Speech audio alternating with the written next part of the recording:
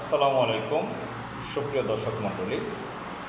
বাংলাদেশের জাতীয় সঙ্গীত পরিবর্তন করতে হবে এমন দাবি আসছে বাংলাদেশে বহু বছর থেকে। এটা নিয়ে লেখালেখি করেছেন বহু পণ্ডিতগণ, বহু লেখকগণ। আর যত যতদূর মনে পড়ে ইবনে গোলাম সামাদ এটা নিয়ে ডিসকাস করেছিলেন। অনেক বড় বড় লেখকরা, গবেষকরা এটা নিয়ে স্টাডি করেছেন, লিখেছেন। তো দেখা গেছে রবীন্দ্রনাথ ছিল চরম মুসলিম বিদ্বেষী। মুসলিমদের কোনো আলাদা রাষ্ট্র হোক সেটা সে চায়নি।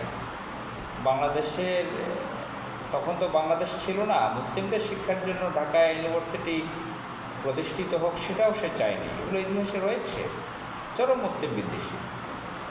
এবং সে যখন এই যে বাংলাদেশের যেটা জাতীয় সঙ্গীত আছে সেটা নাকি সে একজনের থেকে নকল করেছে, সুর, গান সব কিছু নকল করেছে। এবং সেখানে স্বাধীন বাংলাদেশের কী কথা আছে, মুসলমানদের জন্য কী বার্তা আছে, কী মেসেজ আছে, তেমন কিছুই না।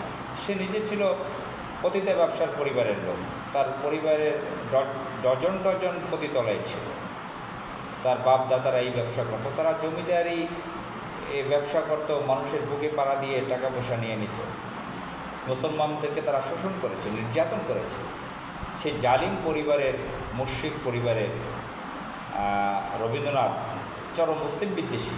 তার লেখা গান, যেটা ভারতেরও জাতীয় সঙ্গীত, তার লেখা একটি গান, সেই আমার সোনার বাংলা আমি তোমায় ভালোবাসি, এটা বাংলাদেশে কেন চলবে?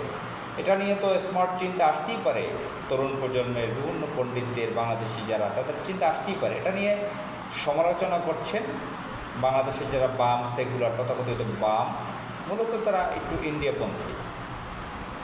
তো আজকে নাকি ব্রিগেডিয়ার জেনারেল অবসর তো হয় না, জোর করে অবসর দিয়েছিল আবদুল্লাহ আল আজামি সাহেব। তার সংবাদ সম্মেলনে এটা নিয়ে কথা তুলেছিলেন। কোন অংশে তুলেছিলেন আমি পুরোটা শুনিনি, তবে অতীতেও বহু ব্যক্তিরা এটা নিয়ে কথা বলেছেন। প্রফেসর ডক্টর আফতাব উদ্দিন, তিনি তো রহস্যজনকভাবে হত্যার শিকার হন। তিনি এটা নিয়ে বহু বছর আগে লিখেছেন, আমি পড়েছি। এখন থেকে 24-25 বছর আগের কথা আমি বলছি। প্রফেসর ডক্টর মাহবুব উদ্দিন, তিনি এখনও জীবিত আছেন, ঢাকা ইউনিভার্সিটির ডেভেলপমেন্ট স্টাডিজ ডিপার্টমেন্টের চেয়ারম্যান ছিলেন প্রফেসর। তিনিও এটার ব্যাপারে লিখেছিলেন যতটুকু মনে পড়ে 25 বছর আগে। এটা ইনকিলাবের সম্পাদক এম বাহাউদ্দিন এটা মামলাও খেয়েছিলেন এটার জন্য। তো এটা বাংলাদেশের বহু ব্যক্তিরা এটা নিয়ে আলোচনা করছেন।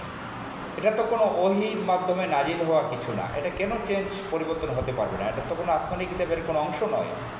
আবার মুশরিকরাও বলতে পারবে না যে আমাদের কোনো গ্রন্থে টন্ত্রে এগুলো ছিল, বা বেদ, গীতা, মহাভারত ইত্যাদিতে ছিল। সুতরাং কেন এটা নিয়ে সমস্যা, অজু ভেঙে যাওয়ার মতন অবস্থা, এটা নিয়ে কথা বললে সমস্যা, তার প্রগতিশীলতা থাকবে না, সে রাষ্ট্রদ্রোহী হয়ে যাবে, সে আধুনিক হবে না, সে পাকিস্তানি হয়ে যাবে, এই ধরনের কথা কেন আসবে? এটা পরিবর্তন দরকার।